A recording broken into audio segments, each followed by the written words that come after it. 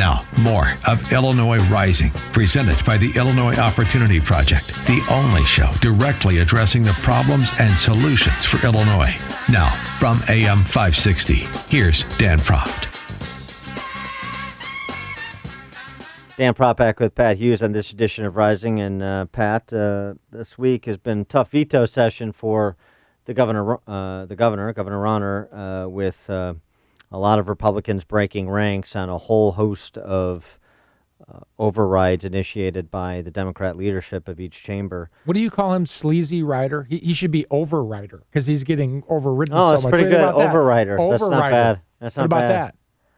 It's not bad. It's too specific to just this session. I like sleazy rider, though. That's a really good one. Yeah, thanks. Yeah, it's what I do. It's not quite Benedict Rauner, which is the best. Benedict Rauner's good. That's the best one I've heard. Well, and Benedict Rauner's apropos of this for this conversation, because you have people breaking with the governor that probably otherwise wouldn't, to take bad votes, like on this criminalization of local officials for voting for right-to-work zones. That was overridden. His veto was overridden in the Senate, fell just short in the House, as we previously mentioned. But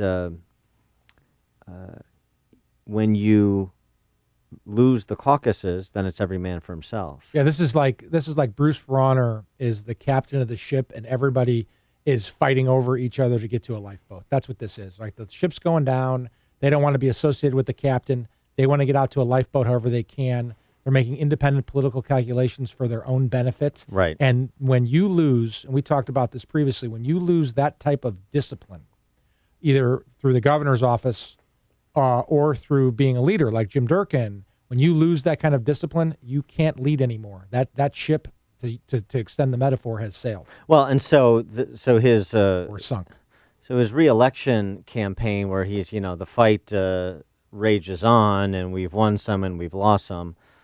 We've won some. I could think of one positive development that, he deserves some credit for, but not the majority of it. And that's the tax credit scholarships as part of an otherwise terrible school funding deal. Think about what he had to give up to get those tax credit scholarships, right? Well, and it was also, frankly, it wasn't him doing the heavy lifting on it. He was sort of a passive bystander, which is what he's been for most of his term, which is why the whole, I'm still fighting, I push on, I'm always forward, rings so hollow. Look at my ridiculous leather motorcycle riding vest. I mean, it is so cloying and so bad. I don't know even know to describe it. Yeah, Peter Fonda called and he asked Governor Rauner to stop riding. It was bad when he did it the last time, and people kind of gave him a pass because they're like, well, this is new, and I don't want to go for Kirk Dillard, and I certainly don't want to go for Pat Quinn, and et cetera, et cetera. But that is all over with. I mean, that brand of his is so gone into the ether.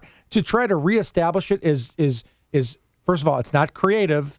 Second of all, it's bad advice. And third of all, it's much too late for that. Well, and so there's still a clamor for a primary challenge to Rauner. And our mutual friend, State Representative Jeannie Ives, is still considering it. There's been no announcement to this point because I have a pretty good idea that she's still trying to see if she can put it all together. This is a substantial undertaking. You have to have operational capacity. You have to have resources out of the gate, particularly against somebody with the financial resources that Rauner has, no matter how damaged he is. And you're on a short timeline. So, it's just one of those conversations that people outside the arena don't always understand what it takes to undertake running statewide and running for governor, running against an incumbent governor in a state of 13 million people in a primary of 800,000 Republican voters, where, it's easy to say, I'm mad, I think you should do this. Right. But, the you doing this, that's a massive organizational challenge. Yeah, it is, Dan. And let me tell you what makes it more of a challenge. And it's really the only thing that Bruce Rauner has going for him. And when I say the only thing, I mean the only thing. And it's his independent wealth. If he didn't have $50 million that he put into his campaign, Ken Griffin would have never put $20 million into his campaign, and he'd be flailing around like every other statewide politician with $3 or $4 or $5 million of institutional money, and a Jeannie Ives could trounce him. The only thing keeping him alive, Dan, in the caucus, in his reelect, is his wealth. That's it. That is not the recipe for a reform change in the state of Illinois. Hey, let's elect the next rich guy who all he has literally is his money. Yeah, and I mean on the forget some of the moral issues that have really kind of put people over the edge with him, like House Bill 40, the taxpayer financing of abortion on demand, and sanctuary state, and transgender birth certificate. It's also on the fiscal issues. I mean, we're out this week borrowing another $6 billion. You've got op-eds from people like Mark Lennon over at WirePoints this week in Cranes. Why is $11.5 billion of state money sitting around month after month, year after year, earning less than 1.3% a year, when the state is paying 9 to 12% late payment interest on billions in unpaid bills, about $16.5 billion, oh, by the way? The funds are earning so little because they're invested very short term. The weighted average maturity is less than a year. That's about $150 million a year, but would be much higher in terms of the return if invested longer term.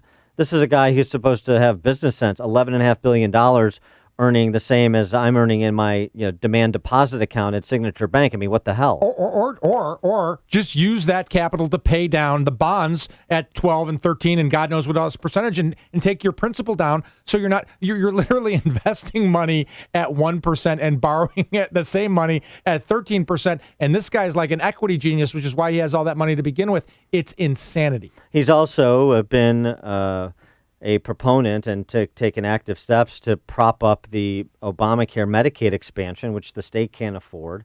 He's jacked health insurers offering individual health plans to attach a surcharge, an average 15% to silver health plan premiums, so he can continue to provide the subsidies that President Trump has withdrawn for the moment, and a court has said it was appropriate for him to withdraw. It was certainly constitutional. It's the executive's prerogative because of the executive overreach of Obama in usurping the Congress's role in terms of the power of the purse. I mean, but Rauner's big government Republican, premium spikes to extend entitlement programs, create new entitlement programs, poor management of the what assets the state does have for maximum return to do as best as we can with the control of the General Assembly and paying down unpaid bills.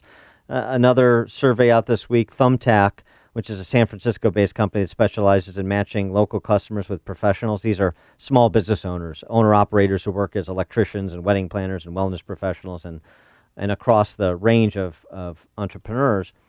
Illinois, overall business friendliness, the grades, F. Regulations, F. Tax code, F. Licensing, F. Environmental factors, F. Ease of starting a business, C-. And he thinks, Dan, he thinks politically he's going to be able to run and blame Madigan, like in this governor commercial you're seeing from the governors from the other states, when he's not going to be running against Madigan, right? He's going to be running against Pritzker or Kennedy, most likely, and those guys are going to hammer him for those numbers. They're going to say he's responsible.